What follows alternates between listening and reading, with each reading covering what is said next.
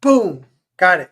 So I was gonna tell you, John, I called it the narwhal nudge. If like people come on my channel and they get a few backers, that's the Nice. narwhal nudge. But then it just started getting called the nudge. The nudge. Okay. Coming in for the nudge. And it's like a wrestling move. Like, you want some nudge? Like the So nudge the coming nudge at is a you. little bit of a finisher. A little bit of a finisher. Yeah. Yeah. And then it somehow it evolved into the nooge. The nooge coming at you. A taste of the Oh yeah, nooge. brother, the nooge. Yeah. Yeah. So yeah, people be coming in. We were saying too, Ethan's streaming, so maybe not the biggest audience, but yeah, say hi if you pop in there in the chat. We're hanging with John Harvey. We're gonna be taking a look at your book here. I'll share the screen right away, actually, and we'll whatever we're talking about, we'll make sure we go over it again if more people come in, Very cool. if we get off topic or whatever. But it looks great, and you got the cover from Rini there, which is awesome. Yes. Who colored it, by the way? His name is Charles. He goes by Articida1, like Articide, Articida1 on Twitter and on Insta. He's amazing. I mean, Cool. his colors are, and even if you look at that, if you go down a little bit to where those three covers were, he did the one in the middle, that rod Oh, cover. cool. He colored that cover. So Yeah. he just does a great job. I mean, with his texturing, and he did a great job on the Rini cover with the rim lighting, and I mean, he just really really knocked it out. Yeah, cool. And Rod Looper is the artist on the book. That's right. Cool. I've heard That's right. his name getting thrown around more and more. I really like his stuff. Depending on how busy he is, I'd like hire him for something if he needs work or whatever. You should, because this is how Rod likes to work. So I mean, I've worked with Rod for over 20 years now. Oh, So cool.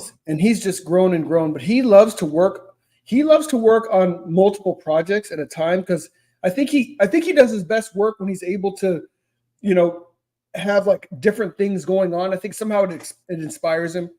I mean, he knows when he's got too many, but like he's not the guy that's just going to work just simply on just one project. Yeah. He'll be like, oh, I'm working on a sci-fi project. Oh, I'm working on a martial arts project. I'm working on, and I think it just helps him to keep the freshness. Yeah. And he was doing something for Bancroft, right? He's doing like Yeah, Bancroft's bonus book. man, I've seen those pages. I know I've cheated. I've seen those pages, and they look phenomenal. Nice. People are Cool. gonna love that book. Yeah, so I feel like Rod Looper, just people are going to know more and more as his stuff gets out there more and more because it is great. It's so cool. This book seems really cool too. Oh, so I got to tell you one funny thing is I knew our stream was coming up and I was Uh, like it's John and I'm like it's John something something. I was like is it John of God? And I'm like no, that's the cult leader from South America. Have you ever heard about John of God? yes. Yeah. So it's John from Beyond, and I misremembered it as John of God because John of God, he was in the news because like Oprah and Tom Hanks were hanging out with him, and Right. yeah, and he ran like a baby farming kind of human trafficking kind of thing, which is super creepy. But yeah, That's and absolutely creepy. No, I haven't had a chance to hang out with Oprah or Tom Cruise, so sorry, folks. yeah, yeah. I mean, there's no relation other than just thinking John, and then they're like it was from Beyond or something. John of God, no, it I know, wasn't that. you're like, oh, is that cultist? You got him making a movie. Yeah, yeah. But that's funny that you've heard of him too. So it's like I'm like, how niche is that? Like you have to be kind of a conspiracy theorist to know some of those Oh, dude, facts. absolutely, absolutely. Yeah, I mean, we could talk conspiracies all day, man. I mean, nice. I'm Some of that isn't maybe some of that in this comic even or no? What's the so go ahead and just yeah, pitch the comic, I guess. yeah. So I'll tell you. So the conspiracies in this comic revolve more around. So there's a company called De Resende, which is like a large pharmaceutical company, Mhm. and they've got their hands in a whole bunch of things. You'll see kind of their connectivity to the metahumans and kind of the outbreak of metahumans, but you also get to see their hands in literally in everything. So I mean, it's like there's a one of the scenes from the prior Hidden Dragon is like a physical corporate takeover, and it's like this one group called the Five Fingers of Death. They're along with Lady Dragon, they literally go into De Resende and they kill the board. Mm. And so it's like you have, and then of course they tell a different story to the media. about, it was kind of like a, you know, all these folks died in a plane crash, so to speak, blah, blah, blah, but the, I can't help it. Just, when you look at the corporations today and you look at the sway that they have and you look at the things that they're involved in, and you're just like, why is a pharmaceutical company involved in agriculture? Why is it involved? You're like, what are they doing? Yeah. Yeah, and that's real. Like that's like even today you look at whatever Pfizer, you're like some guy's daughter is married to some guy's dude who's on the board who like runs the health organization for the like World of Nations or whatever, and you're like, Right. what the hell? How did it does make you feel like this is some like ancient satanic shit or whatever where they've just Seriously, been man. building this network out. Because But you yeah, that's can't cool. help but feel that way. And you're just looking at these things, you're like, this is nutty. This is, you're like, okay, Illuminati's real. This stuff's really, it's really going down, Yeah, right when 2016, but it was like Pizzagate is what they were calling it. But there was other things around that were happening that were creepy, and one of them was a girl on Facebook who, and none of this is like, I feel like it's real, but I never like confirmed it. But it was her Yeah. DMs to her friend, and she was in Haiti talking about what was happening in Haiti and how some of this like it is real, but it was after the earthquake.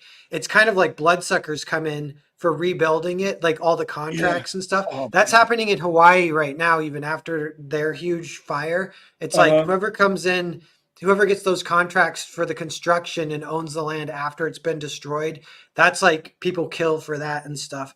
And Yeah. she was down there investigating that, and she's like, everyone who's involved in this is all friends with the Clintons. It's like one big cabal. She like used that Yeah. word, and then she turns up dead like a day later or whatever. Man, and So, that's the crazy thing. Just like you talk about from a conspiracy standpoint, I've got a buddy who I went to college with, and he's from Hawaii, and he's not on that island. But he was telling me, he's like, if you look, and he's not a conspiracy theorist. He knows I am. He's like, listen, he's like, if you look, he's like, the fires were absolutely controlled. He's like, if you look at the parts that were burned and the parts that weren't burned, like it doesn't make any sense. yeah. Again, Oprah, it's like it dodged her house for some reason, hit It's all the amazing. stuff around it. She must Yeah. have been. It was her hanging out with the John of God. Yeah, Got her house they were protected. they had something going on. She keeps coming up with all that stuff. Yeah. Yeah, the names that are involved in that are kind of funny sometimes. The other one I hear a lot is it, I'm trying to get the name right. Is it Ellen? Oh, I don't forget. Is it DeGeneres? Her last, she was Degenerous. a talk. Degenerous. Yeah, yeah. Ellen DeGenerate.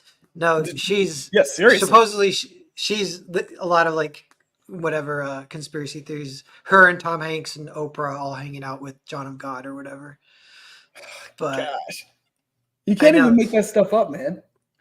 Yeah, and you can't go too deep almost because then it just pulls you in more, and you do start to go, I don't know, like not exactly crazy, but it's like you can't even like interact with the real world No. in a like normal way. You'd be like, don't you understand? They're all hanging Exactly. out with a guy, and then they're like, dude, you're freaking me out. Leave me alone. You're like, You're like, John okay, really is from beyond. He's too far beyond. This guy is, yeah, yeah, he's yeah. become a nut.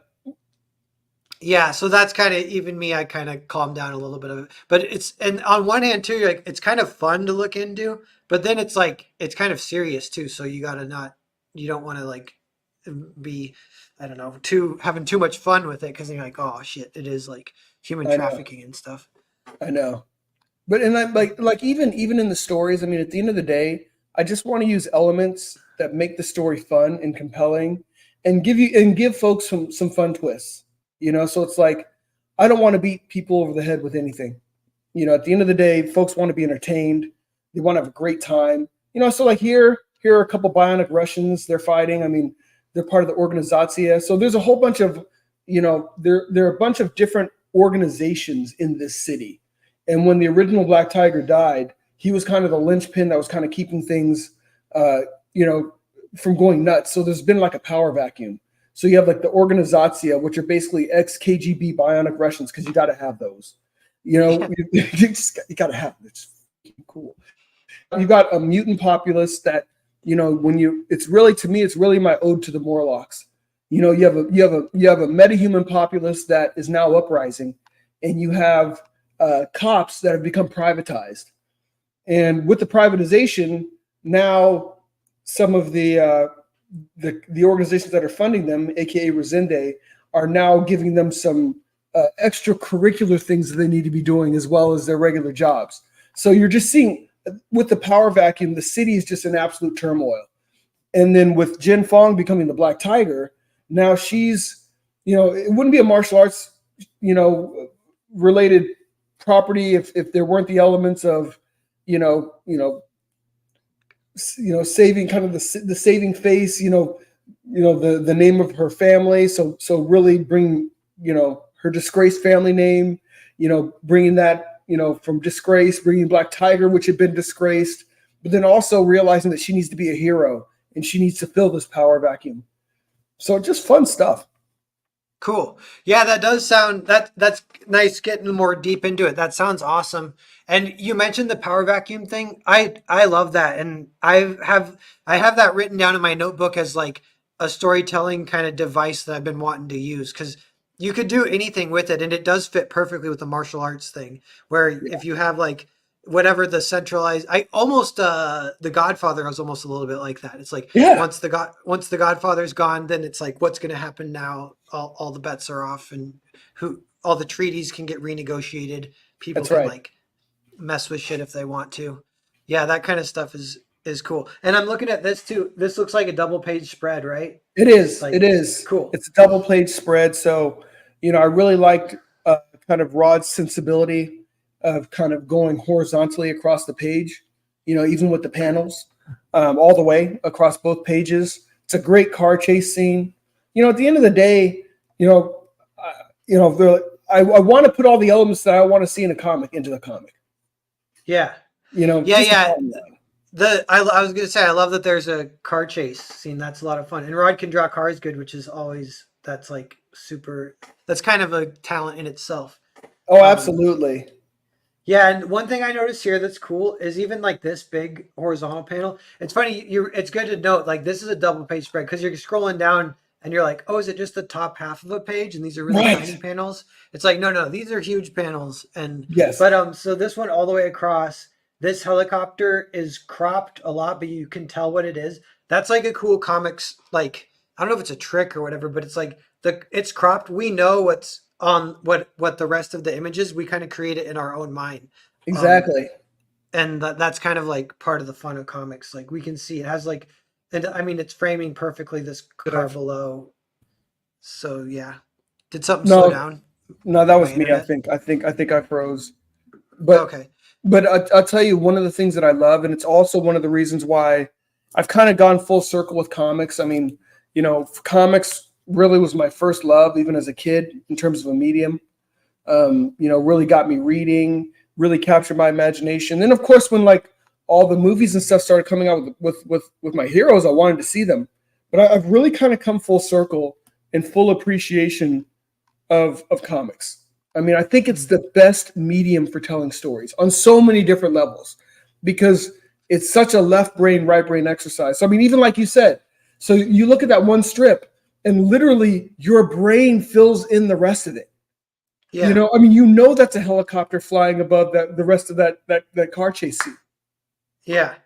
Yeah, that extra interactivity, there is something. And as I'm looking at this too, like what you're saying too, like, so here's this pose of her doing the splits kick on this guy and him flying back. Like there's a reason Rod chose that moment to draw. And like if it was like an animation or a movie, you would animate the whole thing. But there is like a precision to the storytelling that no, we're just drawing one pose. It's the one that you need. And that's another one that where you do fill a lot of that in with your mind also. So that extra interactivity kind of is part of the fun for sure. Absolutely. And just when you get that great melding of action along with the story, and it's funny because I mean, as a writer, it's like you can write so much in support of your story, but then when it's ultimately published, you may not have that much in terms of words on the page, but you have done a ton of writing and a ton of research to get you to where you're at. And sometimes, and what Rod's really good about is taking the words and telling the story with pictures. So those are things that I don't need to say. Yeah, that's cool. And you said you've been working with him 20 years. So tell me a Yeah, little bit man. about your history, and then even with Rod and stuff too. Like how did that start? So with Rod, it's funny because back in the day, um, when you wanted to find an artist, I mean, it was more like speed dating. I used digital webbing, which was basically a forum. And my kids Mhm. have no idea, like, what is that? What do we even know? Forum? What is that?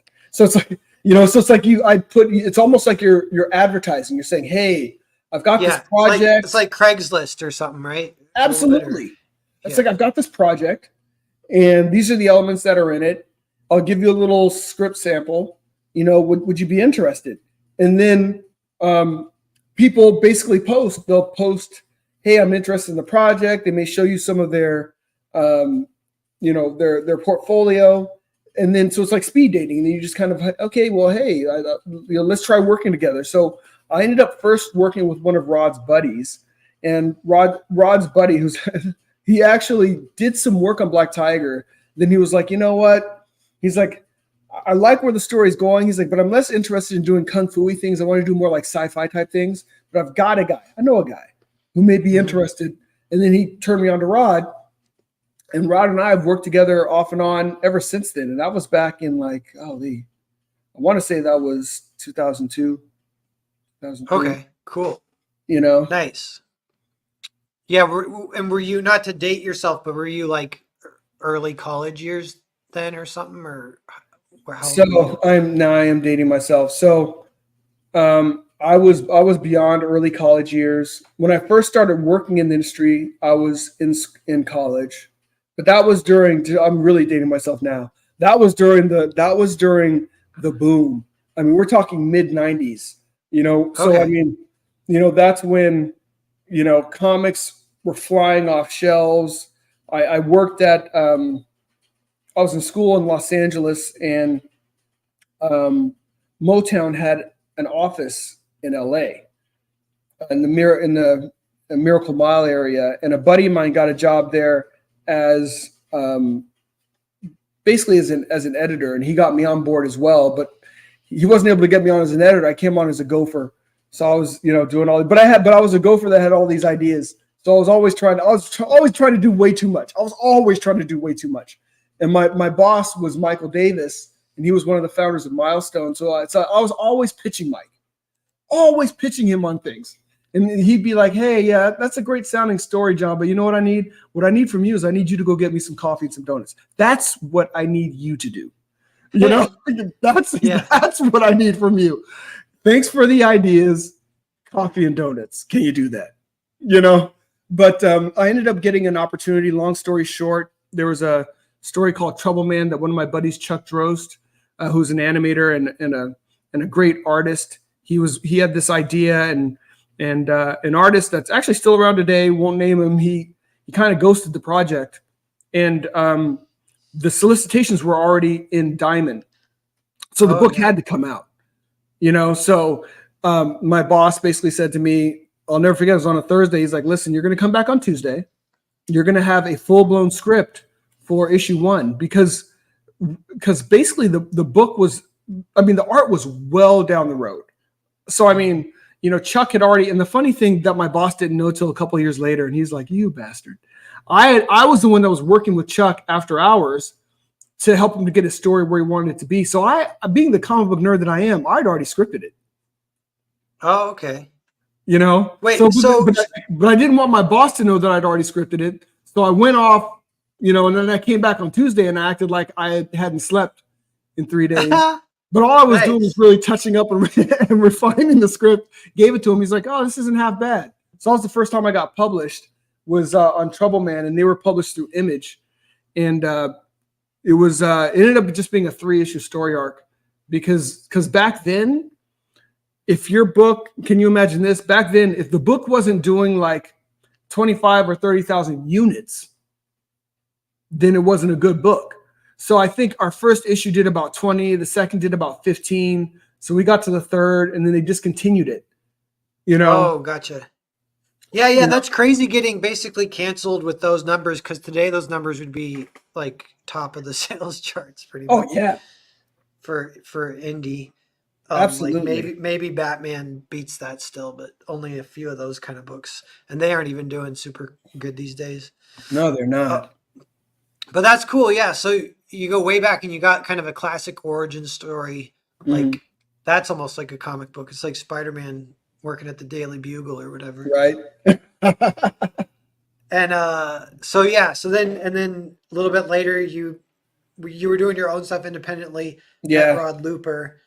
And Hmm. then when you mentioned your stuff kind of went full circle, it's because Yeah. did you get kind of disenchanted at a certain point too? Like was it I around did. 2014 or something or For me, it was a little bit earlier than that. So by 2014, I was completely out. Mhm. Um, I think around 2012-ish is when I really saw the writing on the wall and where things were headed. And when I was kind of mixing in the cost of the books along with some where the direction of the content was going and even the things that editors were wanting, I'm like, you know what, this isn't even fun anymore. I mean, Mhm. it's literally, it's always just like, what's the use of working in comics if you're having no fun? That Yeah. seemed like, I'm like, there's so many other things I could do and probably get paid better and not have fun. But comics is my love. So I was just like, for the sake of what I love, I just stepped away from it completely. So I mean, I wasn't buying books. The books that I would buy, they would be like old books, like dollar bin stuff. I Mhm. was I was no longer writing at that point, except for doing some things. Rod and I were still doing. It was so weird.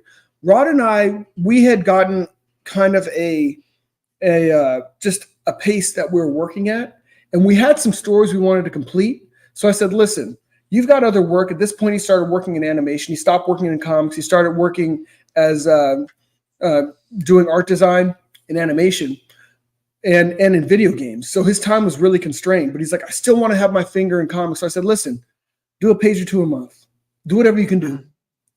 So we kept just steadily and slowly still moving forward with Black Tiger production, but we had no idea how we were going to get this stuff out because at that point, in the numbers had sunk just so low, and getting into Diamond, for those that don't know, like the Diamond distributor book, it's like a Bible every month.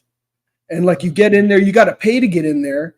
You're probably so like, let's say, you're making 20 something cents on the dollar on your on your sticker price on your book, plus you're paying for everything. You're also paying to get into the book, to get an ad in the book. There's the So economic. it has to even sell like 10,000 for you to even break even or something like that. Man, the economics didn't work at Yeah. all.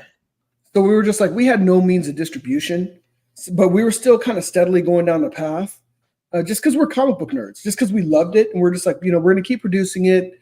For a while, I had some pages up on a website, but we were just like, we'll just keep doing what we're doing. It's just like a hobby, us Yeah. continuing to work together. And then, fast forward, 2019, a buddy tells me, hey, you should check out. And I'd already backed some things on Indiegogo and on Kickstarter. And a buddy of mine was like, hey, you need to check out, kind of this whole movement that's going on in indie books. And then another buddy of mine, so one buddy says like, hey, you need to check out the stuff at CG. Another buddy of mine says like, man, you need to stay away from Comicsgate.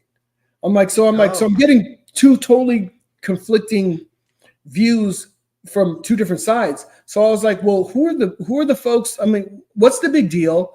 And why are people making such a big deal of this? And it's like, well, Ethan Van Sciver. I'm like, yeah, no, Ethan, he's done great work. GL. He cut the head off of a doll with scissors. Did he tell you Yeah. that one? Yeah. No. That's like what I don't know. They have their lines, and they're all like 3 or 4 years old. But the one with your boy Zach, they say like, well, he did. What did he say? He called Heather Antos a cum dumpster. Shit. Well, it stays alive forever, even if I bring it up. But Yeah. he did it on like a private live stream, and and whatever. And So they got that, I loose. mean, it is like sort of indefensible, but maybe from a certain perspective, kind of funny. But I don't know. Yeah, she didn't find that funny, did she? No, no, no. No. And what ended up happening was, so I was like, who are kind of the players that are involved? They named some folks. I reached out to John Mayle, and he had me on a show. And at this point, I had a Kickstarter campaign going, and he just kind of broke everything down to me. He's just like, well, this is the reason why a lot of folks here are not going to back you. So he told me Yeah, about what was going on. So I didn't know. I heard all this stuff, but I didn't know what was happening. So he kind of gave me the lowdown on kind of how CG got to where it was, what was happening with Kickstarter versus Indiegogo. And then he also just gave me some very practical tips on how to set up my campaign. And just using those practical tips, I was at least able to turn my campaign around to like get to my goal. yeah, And then I was like, it was weird because like it was the show was going, and I'm taking notes, bro. I mean, he's telling me stuff, he's schooling me on things, but I'm kind of looking in the chat, and some people are like, oh man, he's roasting the crap out of this guy, he's tearing this guy up. But I'm thinking to myself, this dude's educating me. I don't feel like I'm getting roasted. He's telling me what's yeah. up. Otherwise I'm just going to keep tripping over what I'm doing. So I was like, if I'm getting roasted, I'm cool with it because I'm getting what I need to do a better job on a go forward basis. Yeah, that's cool too, because that's a quick way to like, I don't know, make it's like burn unnecessary bridges, make unnecessary drama is like if people kind of got too much of an ego or something, I don't know. And Mm. I've noticed that with crowdfunding because it is a little bit of a shit show and a tightrope of like, and there's some of this like guilt by association shit it is bullshit. Yeah, But all yeah, in the end, it doesn't affect too much, and it's like you got to kind of stay the course and kind of have a little bit of tunnel vision, I guess. But yeah, um, but yeah, that's cool. So you had the kind of right idea going in immediately too. yeah, yeah. So I mean, that's just kind of how this whole thing has progressed, and I'm enjoying the ride, man. Just want to continue to make books, just continue to get content out there, continue to just be able to rub elbows with good folks like yourself, just have fun. You know, Yeah, because it's CG's funny because you said you came in 2019. I didn't even know you existed until a couple weeks ago, I think, when you hopped on Creative Block. And then I saw this book for the first time too, and I'm like, this book looks sweet. So it just that's just a testament to kind of how big it is and how widespread the networks are. And absolutely, and and like maybe if I'd really tried to like, you know, search and find everyone, you could kind of do it. But a lot of it happens naturally just through Twitter and YouTube and stuff. And that is a good part of the community for sure. absolutely. Um, let me ask you real quick, student of John. He goes, "Hey, it reminds me of Garth Ennis' Punisher. Had different gangs fighting each other with Punisher in the middle. That's Is that right. a little bit of the vibe going on here? You do get that vibe here. You do get that Cool. vibe here, but it's with martial arts instead of guns. Now Yeah, yeah, yeah. there's some gunplay, but yeah, no, that's definitely the element. I wanted to make the Black Tiger kind of the linchpin here, and trying to kind of hold this city together that's being torn apart. You Yeah. know, So this is volume two, but it's Hidden yes, Dragon volume two. So there's kind of a lot of Black Tiger content. I remember that from when you're on yeah, Creative Block too. yeah. So give me a little bit of the rundown of like in the chat. By the way, 6 people watching, everyone. I tell people we call it the Nooge now. It's called just the Nooge. If The anyone new backs while we're chatting, if for some reason we'll update it. If it doesn't go up, that means somewhere in the world a puppy died. So you definitely do want to back it. And Don't be responsible for that, people. Don't make that yeah, happen. yeah, I've had people on before, and I was begging the chat on behalf of the guest, and the guest is like, "Don't do that. It's a good book on its own. We don't need to beg." I'm like, "You don't need to beg. You don't need to I beg. will beg. I'll beg for you." I'll Like beg. chat, I'm begging you. I'm begging you. Back this book. But but yeah, shoot. So 6 people watching. Yeah, we'll update it, and then I was gonna say sometimes it doesn't go up, but a good thing of way this all works is like they see it, and like then on closing day, they remember and they've seen you a few times. Like I'm going to do it. They pull the trigger, kind of thing. That's like a Yeah. marketing thing. They say sometimes you got to see stuff like 3 times, and on the third time you buy, and like That makes so like sense. McDonald's is like that. Where like whatever you see it in the corner of your eye, a giant sign, and then it'll be on the radio, and then you're watching TV, and then you're like, all And you're like, right, I I'm need gonna get a Big McDonald's. Mac. Yeah, Yeah, yeah. You're like you get incepted at that point. You're like, you know what I feel exactly. like. They're like, Yeah, yeah, we got him. Nefarious. The Narwhal Nudge. The It's just the Nooge, Nuge now, Nefarious. Yeah. the I'm Nooge. I'm What's up, I'm Neff? rebranding. It is the Nooge. Caleb's student of God beyond time. Another beyond student Hmm. student of God. We got a of God person. Student of God. Do you know John of God? I'm telling you. Yeah. And Many Oprah people. and Tom Cruise. Yeah. The longer I go, people do come in more. The long. I guess it makes sense, but sometimes it's been where I'll be streaming like an hour and a half, and I'm about to end the stream, and then all of a sudden it'll go up to like 40 viewers, and I'm like, Yeah. "Ooh, that's pretty high. Maybe I'll keep streaming." They're Maybe like, I "Where were you won't guys?" leave. Yeah. Yeah, just 10 minutes earlier or something. Yeah. Um, but yeah, I don't know. Yeah, so sorry. There's how many pages total or how many volumes total? Okay. So the numbering is very confusing, and that's my bad. So the first volume is Legacy of Fury, and that is 172 pages. That is one complete story arc. It's basically 6 long form issues. I think the first issue is like 30 something pages, and the other ones are each 20 something pages. So that is basically the introductory story arc to the world of Black Tiger. And when we released it, I wanted to give folks a complete story arc, basically because people don't know me from Adam. They don't know if I have the ability to write a full story, a full story arc. So it's like, hey, you pick this up, you get a full story arc of Black Tiger. And if you like that, you can keep moving forward. So that's I guess the first volume. It's 6 issues. Then it takes you right to Hidden Dragon Volume 1, and that's the Okay, second story and arc. real quick, Legacy of Fury, that's here, right? It's so you can get it digitally on this campaign. You Can can you get do it physical? digitally and physically. Okay, so it is available. Yep, Nice. yep. There's a physical right Yeah, here there. we go. Okay, Yeah, cool. you get 172 pages. Those of you that like Greg Horn art, there are 6 basically Greg Horn covers in that book because I'll tell you. So here's the whole thing with my covers. Each of my covers, even though I don't release floppies, each cover is basically an issue cover.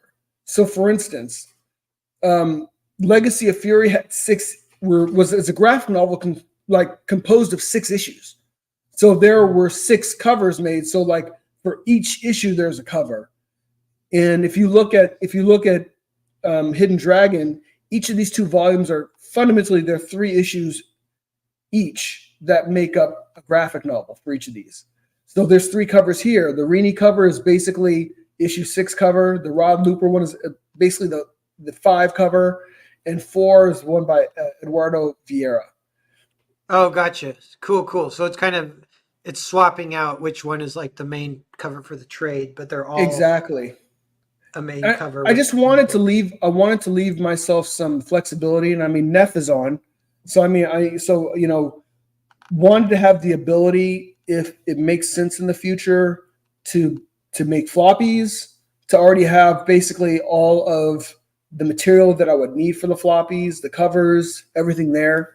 That has not availed itself yet, but who knows? It may. But I just wanted to make sure I had all the IP. And if you pick up any one of the graphic novels, you're going to get everything. So let's say you pick up the one with the Rini cover. There's a image gallery in the back, so you'll get all 3 images. I don't want anyone to pick up a book and feel like, man, I had to Yeah. get, especially, I mean, people are already paying a premium for these books, so it's like I didn't want anyone to feel like, man, I got to get 3 different versions to get all 3 of those images. Yeah, yeah, cool. That's sweet. And I know from firsthand experience too, printing, if it's a color book, like full sized over one, like even 150 pages, like but like 160 pages or something, for Mixum, so like printing it in America, like print on demand ish, like they'll print 50 copies or whatever. You don't need to order 500. Yep. It's right now kind of because of inflation a little bit, but it's $20 a book. That's like that's to print it. That's Then to like the print it. wholesale, yeah, the wholesale's like double that, and the retail's double that. You know what I mean? So Yeah. like it's so crazy what prices are at right now. Um, And that's the but challenge, trying to make it still palatable for folks and not eating it. Yeah, yeah, yeah. You know, last thing you want to do is run a campaign and then find that, man, I actually ran an unprofitable campaign. Oh, I know. You Yeah, I'm always nervous about that too. But yeah, so like 35, that's like, for a 172 page book, if you picture how thick that's like almost an inch thick.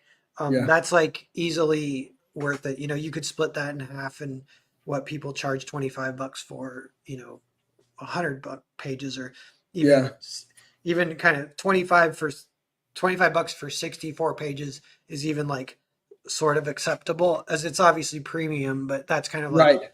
a little bit of the comic skate or indie model, is we are kind of helping fund the production of the books. So they're kind of sold at a premium for that reason a little bit. That's right. That's right. That's part of the model. So I mean the Hidden Dragon graphic novels are $25 each, and they're each 88 pages. Yeah, cool. And I Cool. Yeah. use the 100-pound paper. You know, Oh, nice. so good stock. Um, So it's a premium product at the end of the day. yeah. And so Hidden Dragon is the sequel, and there's two volumes. And are Yep. you working on a third right now, or is that in the works? Or So Rod and I have another Black Tiger story arc that's in the works already. So, basically, if somebody picked up this, they'd have two full story arcs of Black Tiger. So they have the full story arc of Legacy of Fury and the full story arc of Hidden oh, Dragon. that's actually a little bit of a cool selling point, because that's one of the things that I don't know if people can relate, and I sometimes feel guilt. I'll be guilty of this, so I feel guilty. Is like, if you like, people love to have a long story finished in one go without having to wait 2 years to know the ending. Yeah, Which happens a lot in indie comics, is you end up having to wait so long to know the ending. But so you can get not one but two complete arcs that these are like graphic novel length. Like, if it was a movie, it would be like a 2 to 3 hour movie. There's two of those that you can yeah, get here. yeah. Cool. Yeah, it is a lot to offer. It's like a real quality product. Um, and you have the other arc coming up. Oh, so with arc one, is it the woman is Black Tiger, or like you mentioned, it's Yes. kind of like, okay, So arc one so is where she becomes Black Tiger. cool, cool. And You know, Black Tiger is like, what's it like in? They call it the Dread Pirate Roberts in Princess Bride. You familiar with that concept? yeah, yeah. Yeah, I'm sure that someone might have came up with that beforehand, but whenever I hear it, like the mantle being passed down, I'm like, ooh, it's Dread Pirate Roberts. That's actually, That and the funny thing is, I mean, I know I hadn't heard anyone say it like that, and I'm just like, but that's totally what it is, because it's a mantle that's passed down. Yeah, cool. Cool, cool. Yeah, that's another fun like story kind of element. And obviously there's like a lot of cool world building to it. Like you could tell, stories from Black Tigers like, 100 years ago if you wanted to, or And in the that's the future. plan. The plan is, so Yeah. it's like, the funny thing is we actually, kind of mapped out different Black Tigers that we want to tell stories about. So I think, so that goes to two things. One was the first story arc was a transition story arc.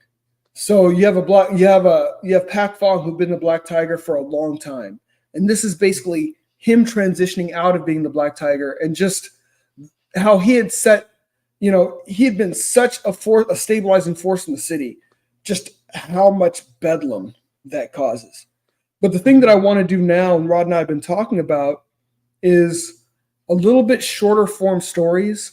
So kind of like, I was rereading Stray Bullets, Mhm. by Dave Lapham, and one of the things I loved about it is, like, when I first started reading it, you've got all these stories, and they're complete stories. Each issue is a complete story, and it's taking place, but it takes place in this world, and it all builds like a mosaic. And then you Mhm. start realizing, okay, I'm seeing some of the same characters in different time periods. Now I'm starting to get the full picture of, so one of the things we want to start doing too is start telling stories of some of the other Black Tigers. You Yeah, know, give cool. people, and probably not as long form as this, not 6 issues, maybe 3 issue stories. So somebody can get like a graphic novel, and they can get like a full story of another Black Tiger. So you've got enough space for a beginning, middle, and end of a story arc. Yeah. Yeah, that sounds cool. Sounds like a good plan. What about, I wanted to ask you too about influences. Obviously, Mhm. martial arts is an influence, Big time. and that feels cool too. That it feels like a little bit of a niche. Oh, I was thinking too. It's Black Tiger. We got Yeah. in CG too. We got Tiger Blue, which is Yes. also a great book, and like that's sort maybe martial arts ish, and you should everyone yeah like it sounds like a good double feature. It'd be cool to get Oh both. man, I'll tell you, Um, man. I mean, Tiger Blue. If you haven't picked that up, that's fun. I mean, I of course don't have the most recent issue because it's being crowdfunded, but man, well told, fun story with great martial arts. That's what we're trying to bring to you guys as well. And who knows? I mean, maybe there's space in the world for some kind of a crossover. oh yeah, actually, now that you mention it, that would be cool. Yeah, If you guys do that, even I don't know, like let me know early on, even just so I know, so I can be like, ooh, nice. Maybe I'll even mention it to I'll be the liaison guy. I'll tell Fowler about it or something. yeah, Hey, man. maybe what do you think? But yeah. Sorry, I lost my train of thought just a little bit. Oh yeah, so your influences. Do I'll let you kind of rant for a little bit, but like do Yeah. some comics and maybe some movies if that's in there with the martial arts. But yeah, like what are your influences for this? Yeah, definitely.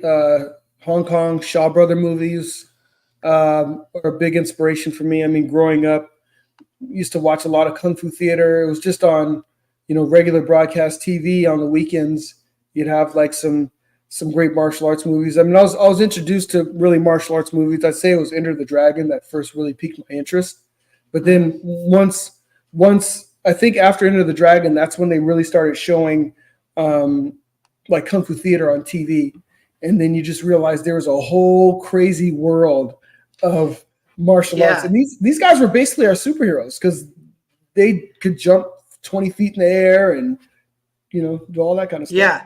They do some kind of fun storytelling, which there I guess manga will do it too. I don't see it as much in like American comics, but and I'm kind of curious how they do it because sometimes it'll be like with Bruce Lee, it's like he never even gets hit through the whole movie. He like beats everyone easily, and you're like, so what are the stakes? He's like OP, but then they find a way to kind of get a little stakes. Maybe at the end he finally meets someone who's like almost as good as him, and then he kind of almost gets beat, and then you're like, oh. And I think Jackie Chan will still get the crap beat out of him from time to time, but Yeah, like it was funny with those Bruce Lee movies. Yeah, but the manga that did that is Fist of the North Star. Same thing. The guy, which is loosely based on Bruce Lee, the way he's like, "Yeah, yeah, yeah, yeah, yeah, yeah." but right, uh, but he never loses and he wins easily every time, except for and I've just seen the movie, but and then he fights the last guy, and I think they kind of tie and almost kill each other, but they both barely survive and walk away, and then yeah, that's the end. I'm like, dude, that's kind of cool that like he just easily beat everyone and then like almost died then at the almost end died. kind of. Yeah, Yeah, yeah, you're like there's no in between, there's no middle ground. no, no. Well, and um the thing with like and the other like the kung fu theater like movies is like, man, it was all open. I mean, it was like it everyone was free game. I remember watching one, and I can't remember the name of this one martial arts movie. I love it too. I can't remember the name of it, but like one of the guys that was one of the protagonists, he dies about three-quarters of the way through. So he starts to get beat, and the antagonist like cuts him with a sword, and his intestines fall out. Okay. oh yeah, But the dude is fighting with his intestines out, but the other guy keeps stepping on his intestines while they're fighting. It sounds ridiculous, but like, I mean, you're like, but the dude's still fighting. He's got like yeah. his intestines hanging out, and the dude is still fighting, you Dude, know? I want to see that. Oh, I was gonna say part of that too with the theater is like there was a lot of movies before Bruce Lee. Like this is kind of what you're talking about. I think like Bruce Lee's the one who made it famous, and then we can think of Bruce Lee, Jackie Chan. But there was a series right before Bruce Lee. There was two guys that were like they were Bruce Lee before Bruce Lee, and Uh, now they're like not famous. I can't even really think of their name, but the movies are called The One-Armed Swordsman. Have you heard of those with the martial arts? yeah, yeah. They always, I guess, they always had different interpretations of the one arm boxer. Yeah, The, yeah. the It's he's always like, master of the flying guillotine, one arm yeah, boxer. Yeah, yeah. There was a whole series of those movies all coming out kind of right before Enter the Dragon, and one of yep, them is called Vengeance, and that's a really good one. But I remember that guy, seeing that actor. I'm like, who's this guy? Because he's like just as badass as Bruce Lee. And I looked it yeah, up, and it's like, oh, he's just a guy right before Bruce Lee. Kind of, he's the of that lineage of these badass martial artists. yeah. One thing, so you're making it's cool to take martial arts and make a comic of it because Mhm. it does, I get the feeling from the pitch and seeing this art that it's like, it's kind of like, what could a comic add to it, the comic medium? It can basically be more crazy, more fun, Yes, um, while still keeping like some of the cool tropes and characters and stakes that you'd have in martial art movies. absolutely. Because at the end of the day, it's like, part of what made the movies fun. I mean, it's like, you have the fighting, but then they're low budget affairs. But the thing is, comics. I mean, your budget, it's your page rate and your imagination. So I Yeah. mean, it's like, you know, these books, they don't translate well into movies because the budgets would be way too big. I want, it's like I want to have a blast, in Yeah. this comic, and that's why I think one of the big things about comics, and that's why I think I've kind of come full circle with comics, is appreciating comics for the medium that it is. There's so much you can do. I mean, you can unlock your imagination in comics, unlike any other visual medium, because you just don't have the same constraints. Yeah. Yeah, that's cool. There's something Pete Samedi says too. He says your goal shouldn't be to make a comic to get a Netflix deal. Your goal should be to make a comic that Netflix could never make a movie of, even if they wanted to. Yeah, that's I'm funny. I like, haven't heard Pete say that, but I agree. yeah, that sounds like that's a little bit like what you've done here. Another thing that like what you're saying, it kind of reminds me of is it reminds me like of some of the inspiration when you're a kid, when you're like, man, it would be so cool if like, this, I don't know, if it had aliens and giant robots and Right? dinosaurs. And Yeah. then and you never see that because no one will ever do it. But in comics, you're like, fuck it, I'm doing it. Heck And yeah. then yeah, that's cool. It's like, yeah, And we got mutants and technology and yeah, we got all that yeah, stuff in there, man. and part of what the way you've structured it as a writer to be able to include that stuff, it's kind of like the gangs of the city. Is that a little bit of it? Like each gang is like a Absolutely. different vibe. Cool. Absolutely. So I mean, it's like kind of in a macro and microcosm. There's just a lot of game of death to this. You know what I mean? It's like whether it's infighting or fighting of different groups. It's like, okay, well, you got the Bionic Russians. The Bionic Russians, they're fighting, basically this organization of ninjas. And then here's the they're called Metahuman Activities Division. These cops with all this technology that's meant to take down metahumans, and then Black Tiger's in the middle there. Like, man, there's a lot going on in the city. Yeah, that's cool. Um, cool. Yeah, I'm excited. Hearing you pitch it is pretty sweet. I'm definitely excited to check it out and excited for future issues and seeing where it's going to go. I appreciate that, Um, man. yeah, And yeah, this is yeah, the beauty of it too. I guess one of the reasons why it's beyond time. I mean, you get to see some more of the links of the power to like feudal Japan, and then even above that, you saw like a Mayan ziggurat. So I mean, it's like you start to piece this whole world together, and just opening up more doors to tell more Black Tiger stories. That are stories from the past. yeah.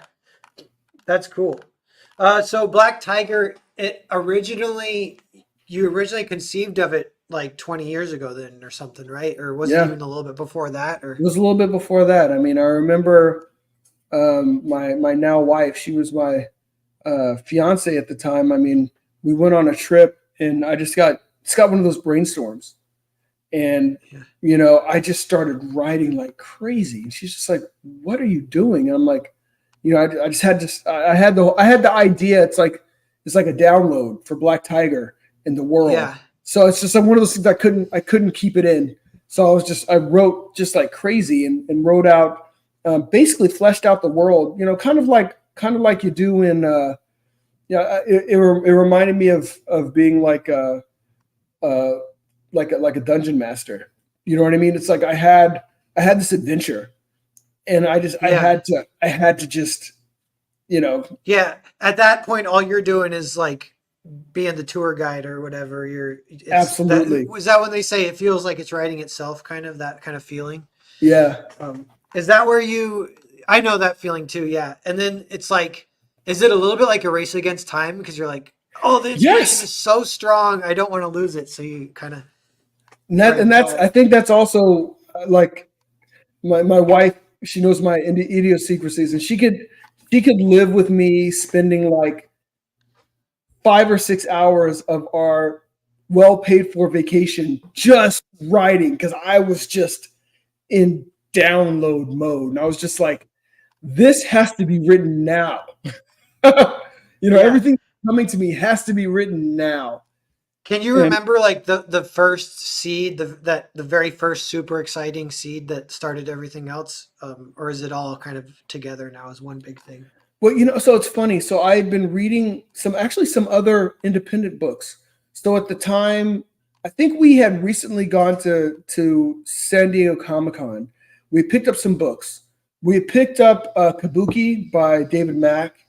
We picked up a book called Valentine, which was an independent book, and I'm trying to remember the author's name. Oh my gosh! But he was a guy. He was an independent guy, and he made basically this woman named Valentine. Think of like kind of like a mix almost between the Punisher and Heroes for Hire, but she didn't have superpowers. But she was kind of like a PI for hire, but she was also very much kind of like, serving justice, Cool. and all these different elements. And I had just rewatched, I think, Once Upon a Time in China, the first one, this Jet Li movie, Oh yeah. about where he plays Wong Fei Hong, and just all these things just kind of swirled perfectly. And then all of a sudden, and I just had this idea for Black Tiger being this mantle going across time. I mean, I was writing stories that were just plot ideas from ancient times all the way up to the present. So I just felt Oh, like cool.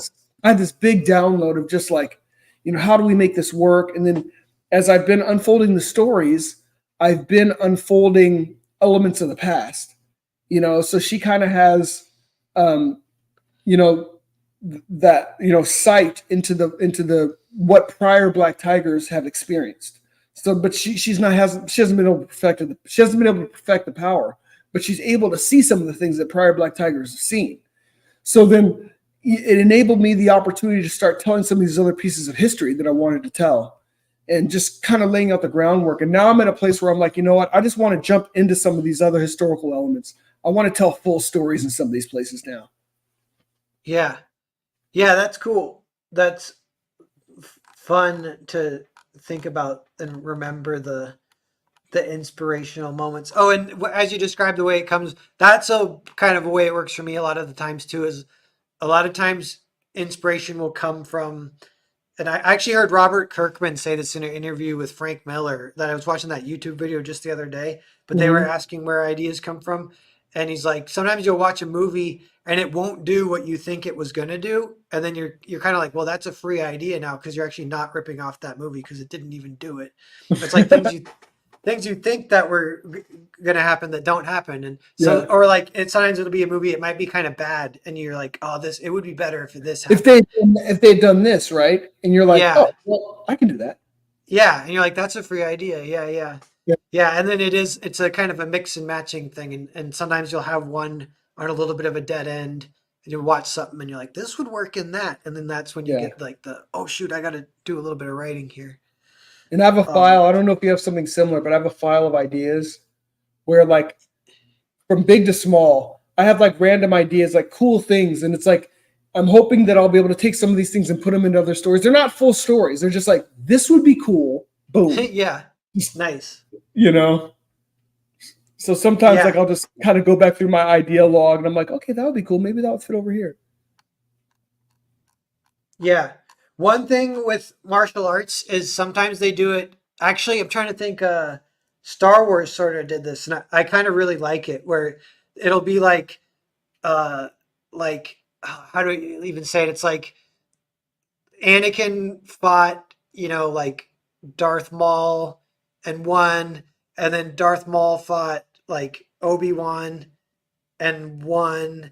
So then, and lost, and then, but someone fought who. So anyway, you're always wondering, like in your head, you're like, you kind of almost have seeds in your Who's head, like, better? Yeah. yeah, like who would win? Who's gonna win? Because you're like, that guy beat a guy who beat her earlier, so there's no way she could beat him. And then she goes into the fight, and you're like, well, maybe she's got a chance for some if something comes up or whatever. But all Yeah. that stuff, you know what? The way Star Wars did it is, I think the one dude who's undefeated, who he never lost, it's Mace Windu, but he actually lost. He gets But he like just did. he got cheap shot right at the end. Yeah, he got chopped up. And then Yeah, he got like just like I forget what it is. He just gets like cheap shotted, and you're like, damn, that's what a way to go. yeah, But they just like kind of like chopped him up a little bit and then out the window yeah, with you. they throw him off the cliff or whatever. Like, we're throwing But you out the yeah, window with no arms. That sucks. yeah, yeah. No, because that's what it is. Because he like fights the emperor, beats the emperor, but then Yeah. Anakin walks But in, the and Mace Anakin Windu's like, basically, yeah. yeah, Anakin stabs him in the back. You're like, oh, Mace, you were undefeated, and then you got totally screwed or whatever. Yeah. Um, That's part of yeah, the fun of it too. It's like, as you know, and the way I look at it too is it's also about matchups. You know, kind of like yeah, as a guy, like I like different sports as well, mostly basketball. And it's like you look at different teams. It comes to playoffs, you're like, well, you know, if this team goes up against this team, you know, and I was being a Laker fan, then the Lakers have a chance. But if they play against this team, then they don't have a chance. So it's not just simply a matter of who's the best team, but it's always a matter of matchups. You know, and yeah. I think a fight's the same way as that. I'm like, okay, well, she may do better against this opponent. This opponent may have beaten somebody that, you know, that she lost to, but she has the ability to beat this guy because of X. Yeah. Yeah, you know, another one, it's kind of a trope they do that's like that, but it's in and it's great. But what it's in Samurai Champloo. You ever seen that anime? No. Oh, dude, you would love it. But it's so it's the dude who did Cowboy Bebop, and he did a Mm-hmm. samurai anime, and it's like really good. But there's a scene. There's the one guy. I think his name's Mugen, and he's pretty much undefeated the whole time. And then something happens where he has to show up to a duel, and they do build it up like, oh, this guy actually is better than you. It's the first time you've encountered someone who's better than you. I think they might have had or I forget how they do it, but you know, so the whole episode is Mugen like wondering, should I run or do I might die? So he's kind of half saying goodbye to people, and people are like, just don't fight him. And he's like, no, I think I'm gonna fight him. And then so at the end he does fight him, and they have this epic showdown. It gives me goosebumps thinking about it. It's like, you I know gotta what movie check that did that? out. Yeah, that particular episode is so good too. But you would like that. That's kind of a classic that might have fallen through the cracks or whatever. But High Noon is almost like that. High Noon is like he knows the people are coming, no one will help him, and you just know he's gonna die, but he kind of has to still fight, and You it's gotta kind of still do cool. it. The whole Yeah. movie is build up for the one fight at the end. So you're like, you kind of remember it as an action movie, but there's only one action scene and it's right at the end kind of thing. That's kind of funny. Yeah. You're right. It is Yeah, all built up. I know. But yeah, like martial arts, they're like what Westerns are to us. Obviously, that's like what martial arts is to like China and maybe a little bit Japan, but they're obviously that's a little different. Yeah. But I'm curious too. Like they have their own kind of cool type of stories that they tell, their own tropes they're all fun. Like the Drunken Master movies are all like Yeah. really good. But yeah, actually, that do you have anything like that, like fighting styles or drunken fighting styles or anything like that? So Type. I don't have a drunken fighting style yet. I mean, probably the closest that comes to like a very unconventional style is there's a guy that's who does capoeira. So Jen has Oh, a ton cool. of she has a ton of problems with him because that's just a completely foreign style to her. Those guys up there, right above, those are the five fingers of death. So Oh yeah. from the right to the left, you have that guy's a Filipino stick fighter, a screamador, and then that guy is a next guy next to him is a pugilist. He's a British boxer, and Oh then nice. guy next to him is an African wrestler, and then Oh, so Could you kind of pitch this a little bit too? Like this could be like story mode for a super epic fighting game kind of thing. Oh, absolutely. That's actually a better pitch than I've ever given it. Oh Yeah. yeah, like no, I love that. I've used that pitch a little bit for Earthbound, but it doesn't quite fit as good as something for this, obviously. But I was like, oh, you have like every character's iconic, and every character like they could have their own book. But Yeah. like Tekken's like that for example. Like Tekken's a lot of fun because it has a ton of lore, and the characters, if you put them all next to each other, it kind of looks random and hodgepodge. But then Right. you're like, no, it's just like a huge world. Like so, yeah, like the guy wearing a tiger mask and then whatever the other alien guy or something, like they can fight each other and then it does like feel cool or whatever. Yeah. But So that's exactly um how that is. That's a great, kind of a great descriptor. yeah, and this ninja guy too, immediately the kid in me, I'm a sucker for like the just ninjas in general, so it's Yeah. good you got the ninjas represented. Yeah. That's kind Gotta of like understand. it's like Boba Fett in Star Wars. Like he actually didn't do that much, and he has an anticlimactic death. But everyone loves him, and his toys sold the most, and he inspires all the fan art and all Oh, the dude. spin-offs. And As a kid, I mean, okay, my favorite toy, of course, was the Millennium Falcon, but Boba Fett and the Slave One, yeah, man. And the thing is, like, even as a kid, I didn't realize that he was just a bounty hunter. I mean, I thought he was the baddest dude in the whole movie. So yeah, when me and my cousins would play, you know, so it's like, things are going down. Then Boba Fett shows up, and you're like, oh crap, here we go. You know, yeah. Yeah. Even actually in Empire, Boba Fett is pretty cool in that movie, but he doesn't do that much. Some of what he does is off screen. Like he's kind of the one who tracks him and turns him into Vader without even like capturing them. He just kind of he ends up following them when they escape. They escape in the garbage, like because they yep, hide under the ship, and that's actually cool storytelling because that's like that would almost be like a plot convenient thing. Like modern Star Wars, don't get me started, but they have so much yeah, crap where it's like it's so convenient just to keep their stupid little story going. And you're yeah, like, oh, that's like whatever. Okay, they got away with the garbage, whatever. But in Empire, it's like, no, they did not get away. They got no, followed, so they're still screwed. Like, so that's kind of part of the fun of like I don't know. A lot of the old Star Wars movies are like that. It's like they're up against the Empire and they never really have a chance until like the very end, really. yeah. Um, and It's different type of storytelling. I mean, it's real storytelling. yeah, And they take it more seriously. Where it's some kind of, it's a little bit like bastardized hero's journey type stuff is what the new stuff is. It's like been mhm, so like whatever, I don't know what it is, but yeah, they definitely like they're like, yeah, we're gonna get all our little plot, our little reveals and our little blah blah blah, and our setups and payoffs. And they're like, yeah, but you none of that. You have so many plot holes because I don't know. I'm like, just yeah, you're like they prioritize cleverness over trying to be like sort of truthful within the universe kind of thing or whatever. it's problematic, man. Well, I think all that stuff is coming to roost for them, Yeah, honestly.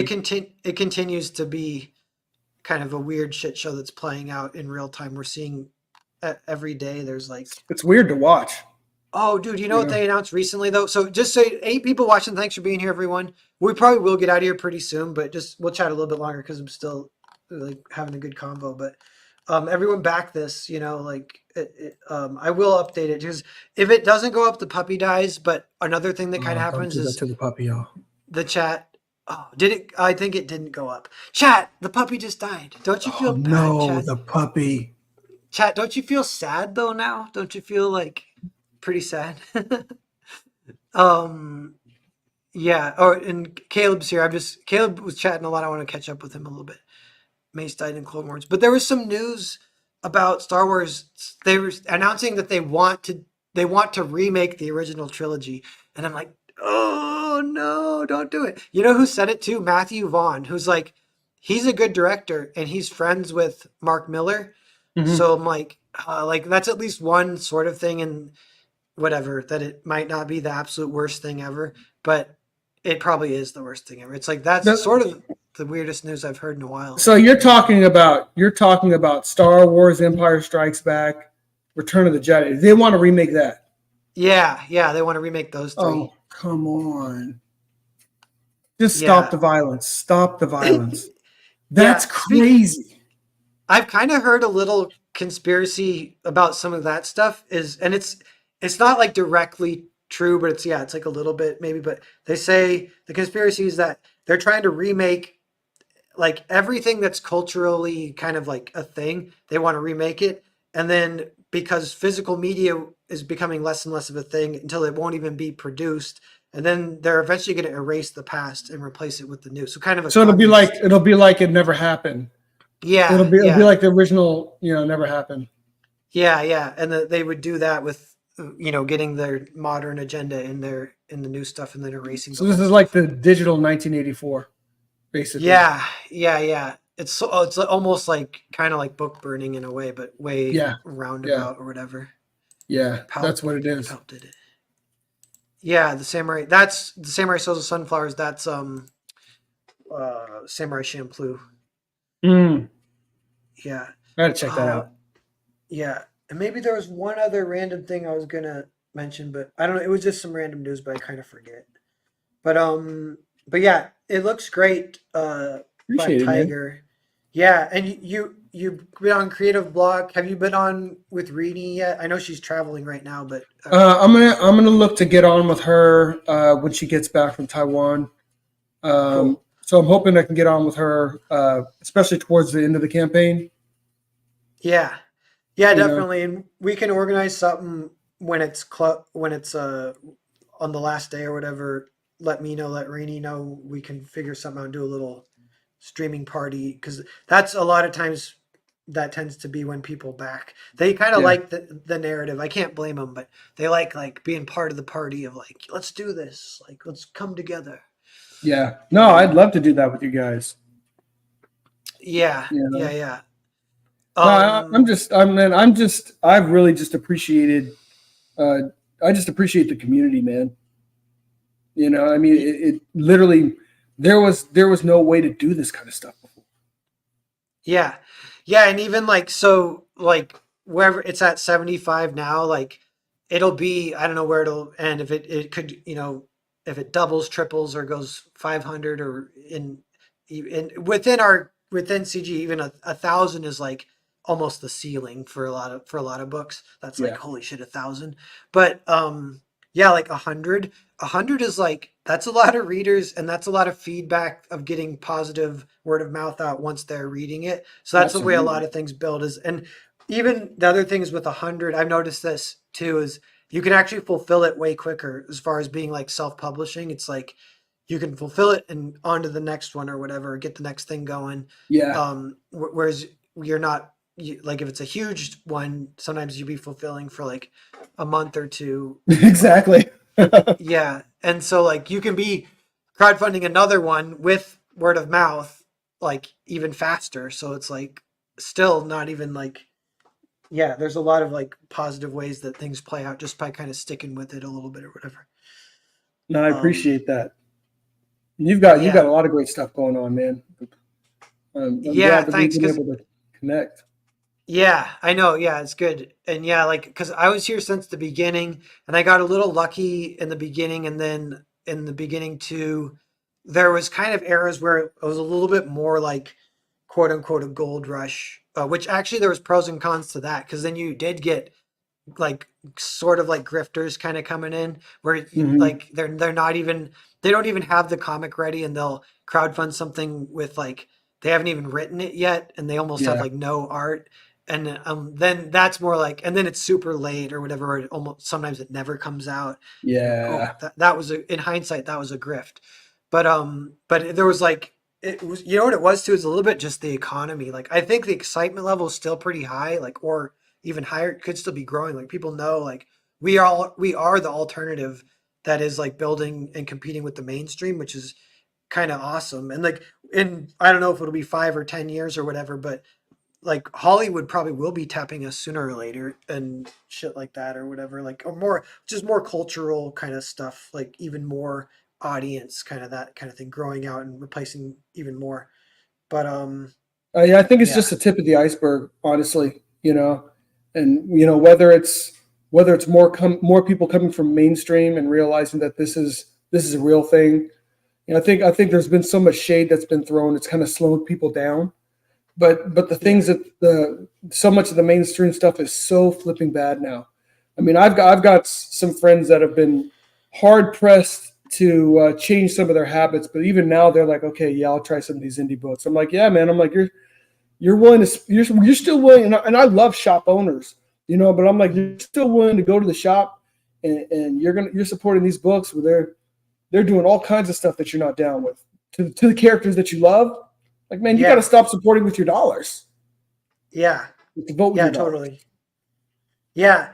And just to finish, I was remembering, like, yeah, it's a little interesting within crowdfunding right now, and it is kind of like freaking the economy. It's like inflation is crazy. I was just at the grocery store, and it kind of blew my mind. It was like, I don't know, it was like $100, and I went to the freaking grocery outlet, which is already the Yeah. super cheap stuff, and that'll probably last me 2 weeks. So I'm like, okay, whatever. It's like the food budget is getting higher and higher per month. I'm like, dang, everyone's kind of Man, feeling that. they're talking about inflation at like, oh, inflation's just hitting double digits. I'm like, no. I mean, Yeah. you're buying the same things, groceries. I'm like, inflation's got to be 30, 40%. No, it totally is. Everyone knows too. It's like, You know come what's on. crazy with inflation too? There's weird shit like they'll start putting less slices of bread in the bread bag. So you're like, what the hell? What the hell is this? Like You less know, chips. If you buy like some this chips, it's this is like, feeling light. What's going on here? yeah. That's like they're like, no, prices aren't going up. I'm like, yeah, but the freaking bags are getting less spaced out chips or more spaced out or whatever. But yeah. It's an excuse to stop snacking, I guess, in that case. But oh no, they were doing it with carrots. That was what was pissing me off. I held up a carrot bag. I'm like, what is this fucking bag of carrots right here? This is like barely any carrots for $2. It used to be a Yeah. giant bag to last you like 2 weeks for $2 or whatever. But They're like, here, 2 carrots for you. That's all you yeah. I'm like, oh, because need. carrots are my go-to healthy snack. I'll be munching on them like a rabbit later Man, tonight. I need to find a healthier snack. That's the truth. Carrots and hummus work decently. That's Oh, I like love whatever. hummus. Yeah, hummus is good. I've Um, actually been doing celery and peanut butter, and I've been doing um, almonds and raisins. But like, I'll uh, tell you, the almonds are getting expensive, bro. yeah, that's another one that's getting up there. But both Yeah, those sound like pretty good healthy snacks. That seems like you got the idea. Sometimes it even why I do it is less even health, but it's sometimes like energy. Like if I eat a absolutely, lot of carbs in the middle of the day, I'll get like a little brain fog, get a little sleepy or whatever. So I'm like trying to avoid that. absolutely. Yeah. Cool. Well, so I am gonna end the stream here, but yeah, Caleb, thanks for hanging out. Thanks, And Caleb. nefarious student of God, Crystal McGree. It says 9 people watching. Say hi as we're getting out of here. Or say bye, so we know you're not a robot. Or if you're a robot, whatever, that's fine too. And I'll be back later. I got creative block tomorrow. I think is on Reni's channel. I think Reni's might be back soon if she's not back yet, which is Nice. cool. So everyone look forward to that. And yeah, and I'll click the button here. So everyone, yeah, check out Black Tiger and keep an eye out. 19 more days, so we'll be pushing it hard until it's wrapped up. Get as many as possible. Definitely have like a closeout party kind of thing too. Are you might extend, or has it already been extended, or are you thinking about This that? is so it's already been extended. So Okay, so so this yeah, is so that'll be the legit close. So there we'll definitely do like a stream or whatever. that's Cool. awesome. All right. I'll click end.